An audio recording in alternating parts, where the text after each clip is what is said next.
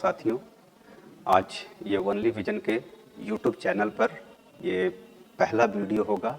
या तो online classes आज से एक तरह से आप मान सकते हैं कि स्टार्ट हो रही है।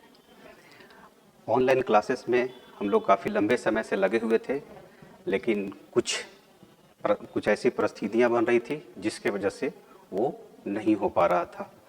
पर अब सब कुछ तैयार हो चुका है और अब आपकी लगातार क्लासेस चलेंगे।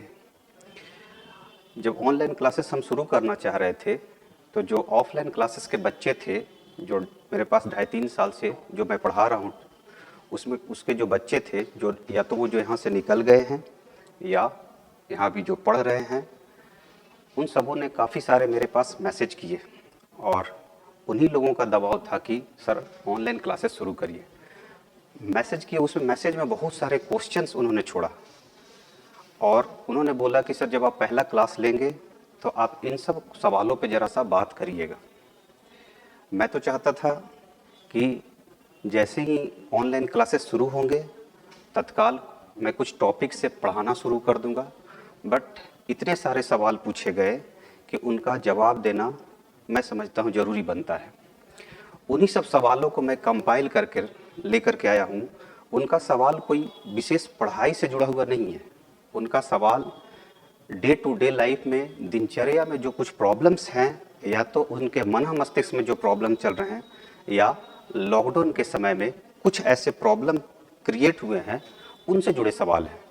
आप इसको ऐसे समझ सकते हैं कि पूरा का पूरा जो सवाल उनके द्वारा पूछा गया है वो या तो उनके पढ़ाई से संबंधित जो उनके अंदर कुछ द्वंद्व चल रहा है वो है, या शायद उनके कुछ प्रेम वगैरह के भी सवाल थे, या उनके कुछ फैमिली से जुड़े सवाल थे, या उनके कुछ दोस्तों से जुड़े हुए सवाल थे।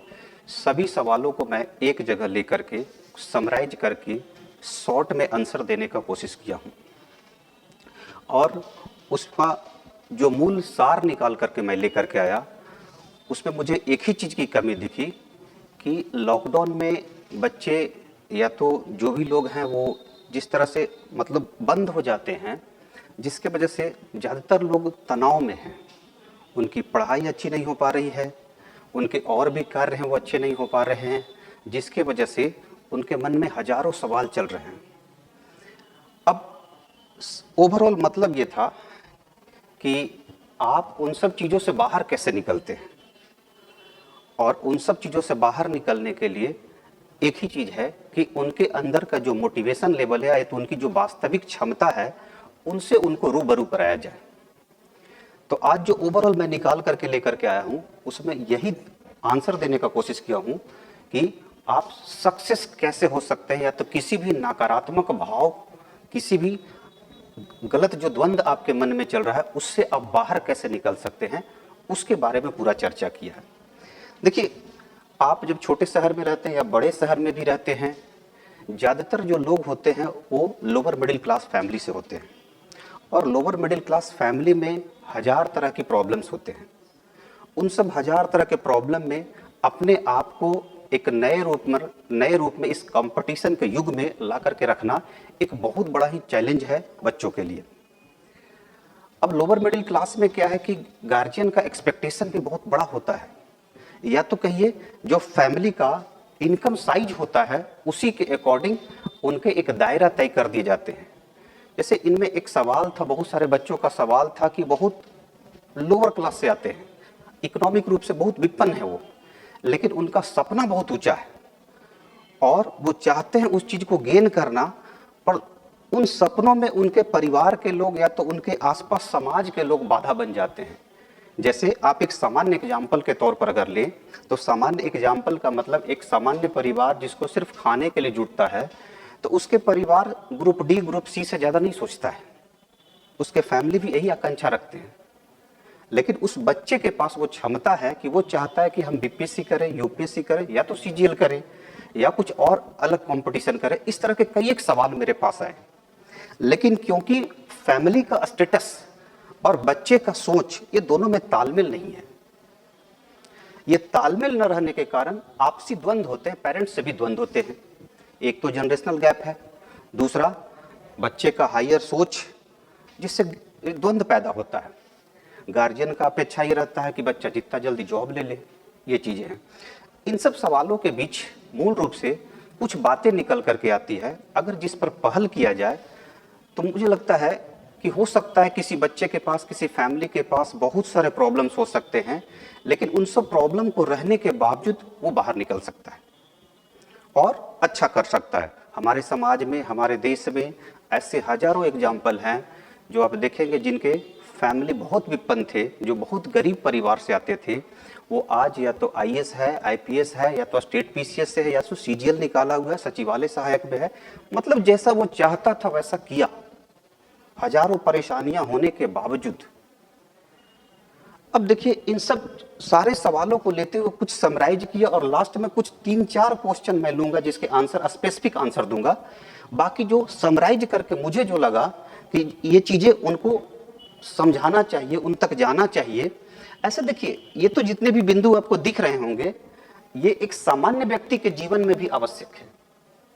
ऐसा नहीं कि सिर्फ पढ़ने वाले के लिए आवश्यक है। अगर कोई सामान्य व्यक्ति किसी अन्य क्षेत्र में भी अगर तरक्की करना चाहता है, आगे जाना चाहता है, तो इन सब कुछ बिंदुओं पर अगर वो पहल करेगा तो नो डाउट उनके जीवन के बहुत सारे नकारात्मक पहलू बाहर निकलेंगे, बहुत सारे हर्डल्स जो होंगे, प्रॉब्लम होंगे, वो अपने आप स्वतः खत्म हो जाएंगे। ऐसे अगर आप कुछ करना चाहते तो हजारों बाधाएं आएंगे, ये सर्वविदित है, सर्वमान्य है, इसको कोई नहीं रोक सकता है। आसानी से चीजें नहीं मिलती है, और आसानी से नहीं मिलती तो उन बाधाओं को पार करना है। कैसे पार करना है, आप ऐसे समझिए, उन्हीं बाधाओं को पार करने के लिए कुछ ऐसे चीजें जिनको कि हम अपने सपना बनाने से पहले, उनको या तो गोल बनाने से पहले उनको ध्यान में रखें। ठीक है। अब दूसरा एक सवाल आता है कि नो डाउट समाज में 2 तरह के बच्चे होते हैं, 2 तरह के लोग होते हैं। एक तो बाई बर्थ जीनियस होते हैं, आप इनको नकार नहीं सकते। कुछ ऐसे लोग होते हैं समाज में जो बाई बर्थ जीनियस होते हैं। सचिन तेंदुलकर, लता मंगेशकर, ये सब बाई बर्थ जीनियस हैं। लेकिन 98 to 99% बाई बर्थ जीनियस नहीं होते हैं। वो अपने मेहनत के दम पर, अपने पेशेंस के दम पर, अपनी बुद्धिमत्ता के दम पर वो धीरे धीरे कोशिश करते हैं और उन सब बाधाओं से पार करते हुए आगे निकल जाते हैं और बहुत अच्छे करते हैं। ऐसे भी हजारों एग्जाम्पल हैं। आप उसका सबसे बेस्ट एग्जाम्पल आप ले सकते हैं पंकज त्रिपाठी, नवाजुद्दीन सिद्दीकी या मनोज बाजपेयी। बहुत सामान्य परिवार से लोग हैं और काफी लंबे समय स्ट्रगल किया इन्होंने, और स्ट्रगल करके आप देख सकते आज बॉलीवुड की इंडस्ट्री में कहाँ कितना ओहदा गेन किया। ऐसे हजारों आईएएस आईपीएस का, ऐसे हजारों सीजीएल करने वाले, ऐसे हजारों group C, group B, group D के जॉब करने वाले, ऐसे बहुत सारे एग्जाम्पल हैं। इस तरह के बहुत सारे एग्जाम्पल हैं, वो चाहे टीचिंग का फील्ड हो या कोई अन्य क्षेत्र हो, तो व्यवसाय का क्षेत्र हो, सभी जगह एग्जाम्पल ऐसे हैं। ठीक है। अब देखिए, जैसे बोला कि 2 तरह के लोग होते हैं, 2 तरह के लोग होते हैं। एक तो बाई बर्थ जीनियस है, जो जीनियस नहीं है, यानी जीनियस नहीं है, इसका ये कहने का मतलब है कि बाई बर्थ शायद वो जीनियस नहीं है। उनके लिए ये ज्यादा जो सवाल है, ये उन्हीं के लिए, या ये जो आंसर है मूल रूप से आप देख रहे हैं, वो मूल रूप से उनके लिए। ठीक है। अगर बाई द वे आप एक सामान्य परिवार में पैदा हुए हैं, आप कुछ अच्छा करना चाहते हैं, तो नो डाउट आप 2-3 बातों को ध्यान रखिए। सबसे पहला चीज है कि दुनिया में इम्पॉसिबल कुछ नहीं होता है। हमारा एक दोस्त है, एक बार वो बोला था कि इम्पॉसिबल को अगर बाइफरकेट करोगे तो अपने आप में वो कहता है आई एम पॉसिबल। वो अगर उसको बाइफरकेट करके देखें तो वो स्वतः क्या कहता है, आई एम पॉसिबल, यानी इम्पॉसिबल कुछ है ही नहीं। मानव से परे कुछ नहीं हो सकता है। मानव जैसे देखिएगा धीरे धीरे हर चीज पर विजय पाते जा रहा है, कोशिश करता है, धीरे धीरे विजय पाता है। ठीक है, पहला चीज तो ये है।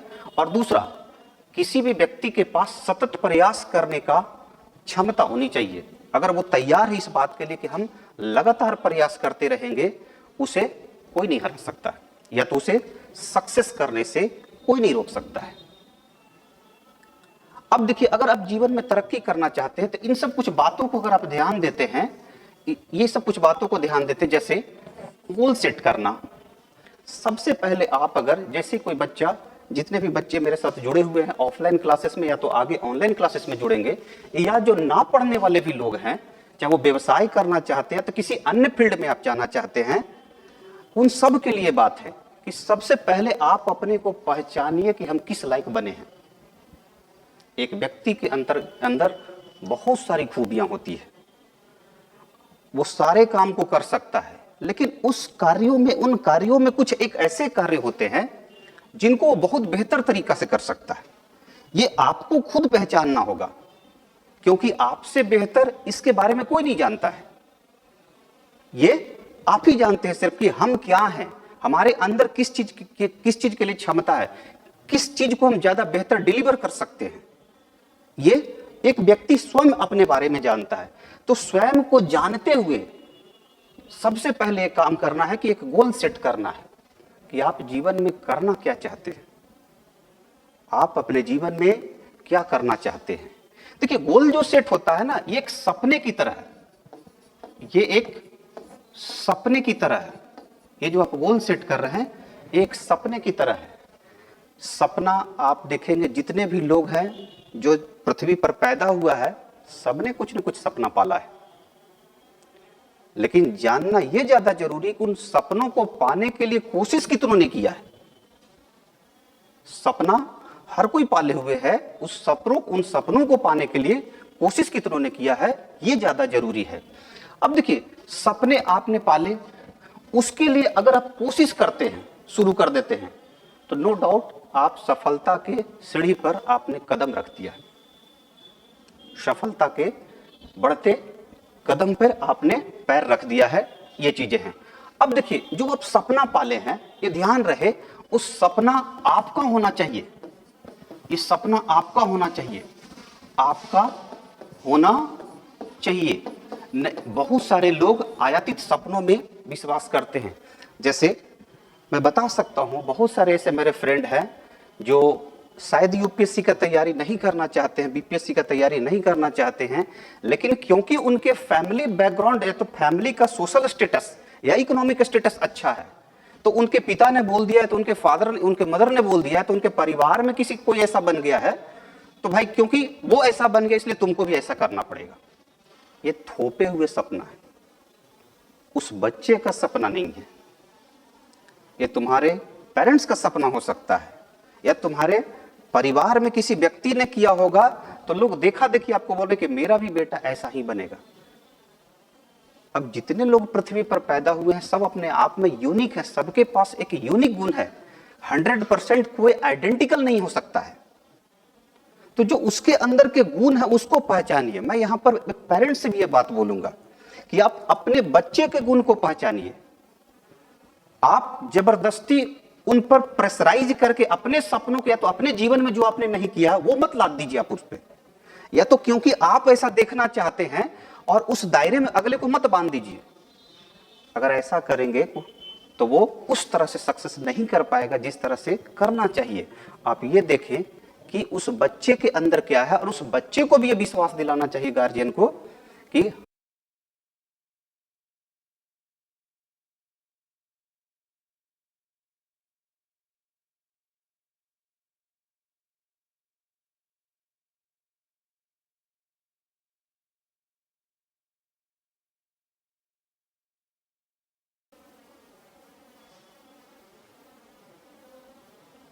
जैसे अतिथि जी बोलिएगा, ठीक है, अपना सपना होना चाहिए। अगर ऐसा करते हैं तो आपने एक कदम और आगे निकल लिया।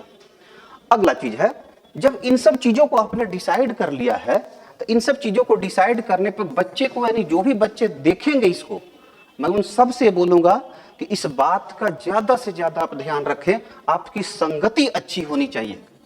आपकी संगति अच्छी होनी चाहिए। मैं ऐसे कई एक एग्जाम्पल दे सकता हूं। इतने दिनों से पढ़ाने के क्रम में बहुत सारे ऐसे विद्यार्थियों का, स्टूडेंट को मैं जानता हूं, चाहे वो लड़का हो या लड़की हो, जो बहुत अच्छे थे। लगभग हम उन पे 99% श्योर थे कि वो बहुत अच्छे करते, लेकिन उनकी संगति अच्छी न रहने के कारण आज वो कंप्लीट अपने ट्रैक से दूसरे ट्रैक पे जा चुके हैं।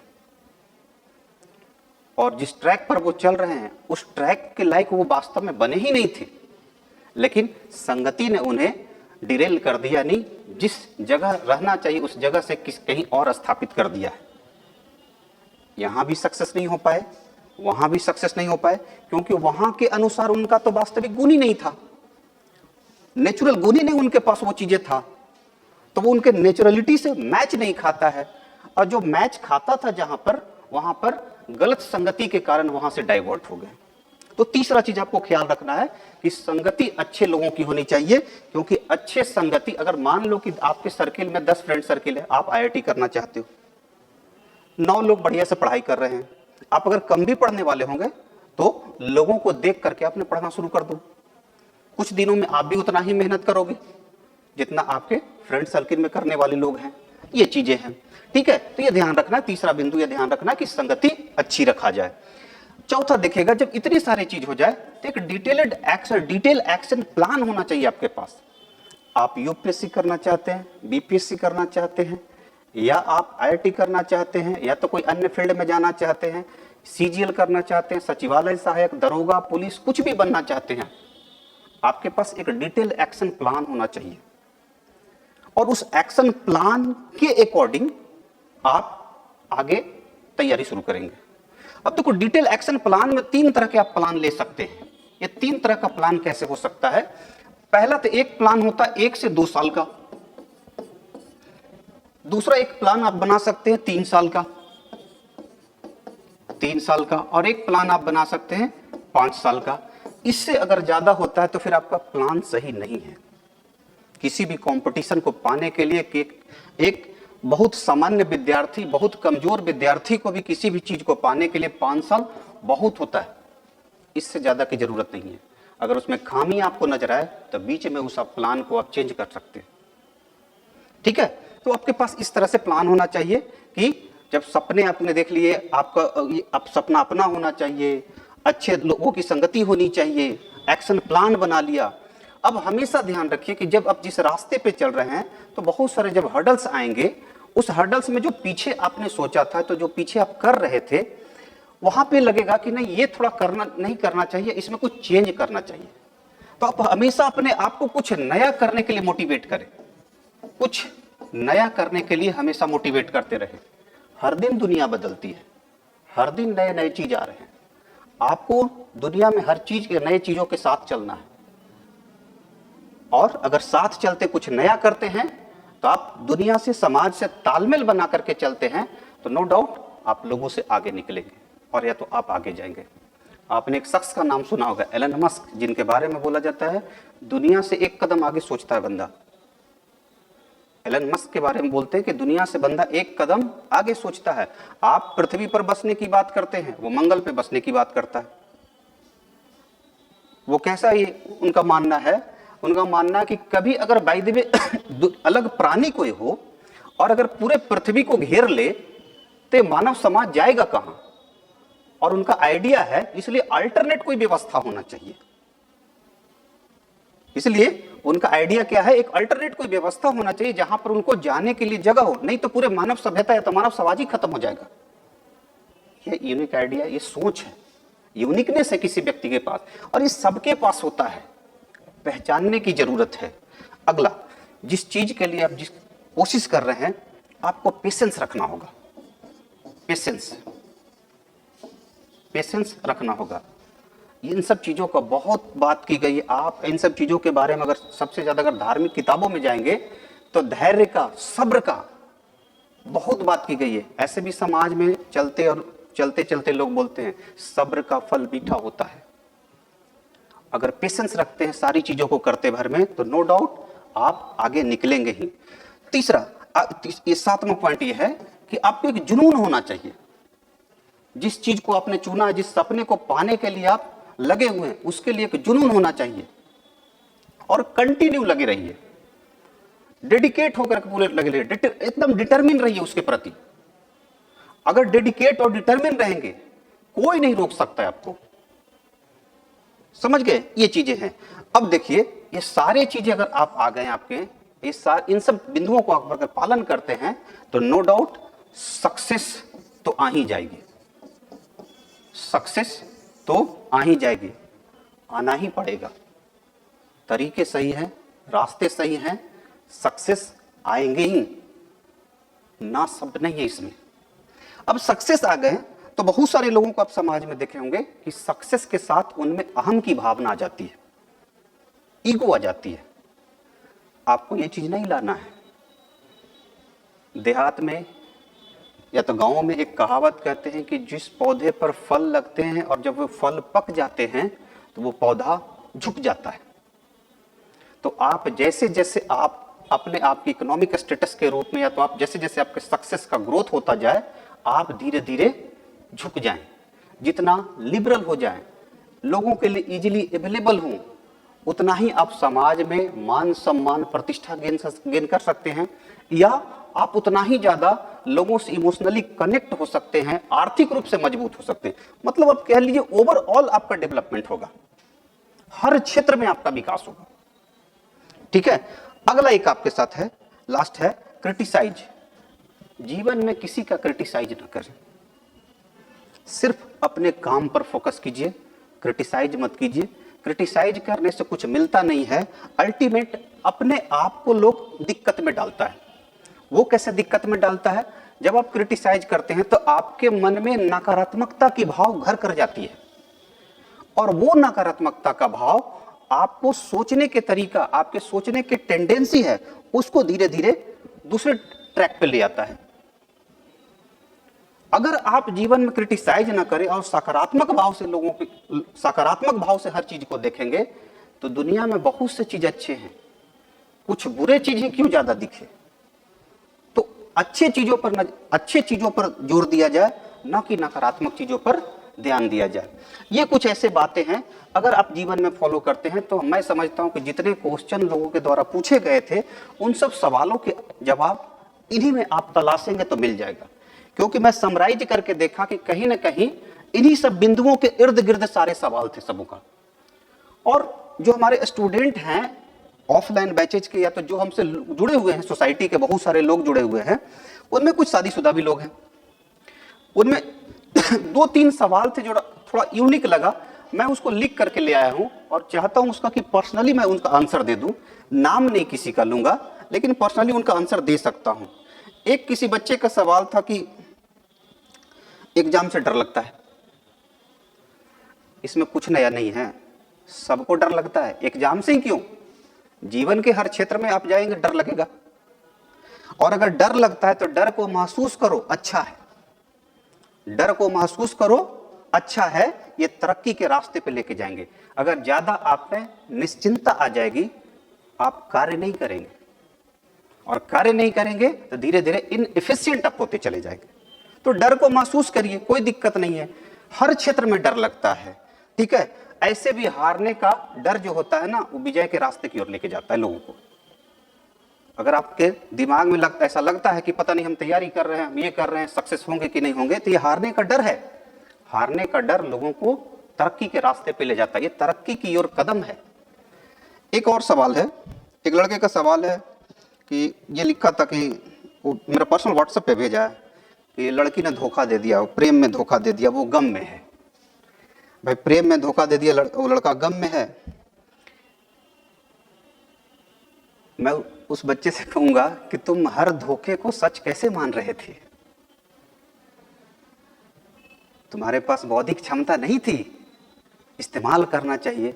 तो आपके बौद्धिक क्षमता पर मुझे लगता है कि आपका इमोशन ज्यादा प्रभावी था। तो बौद्धिक क्षमता और इमोशन, ये दोनों का अगर बैलेंस करके इस्तेमाल करेंगे तो ज्यादा अच्छा होगा। और रही बात लड़की ने धोखा दे दिया, अब गम में हो, तो तुम्हारे लिए नहीं, पूरे हर लोग के लिए कहेंगे, प्रेम बहुत शुद्ध विशुद्ध शब्द है, बहुत अच्छा चीज है। लेकिन कुछ ऐसे क्षण है जहां पर अगर थोड़ा देर के लिए मोहब्बत वगैरह से दूर रह जाएं तो ज्यादा अच्छा है। हालांकि आप दूर नहीं रह सकते, ये बायोलॉजिकल चीज है, आप बहुत दूर नहीं रह सकते। हर इंसान के अंदर इमोशन है, अटैचमेंट होंगे किसी न किसी रूप में।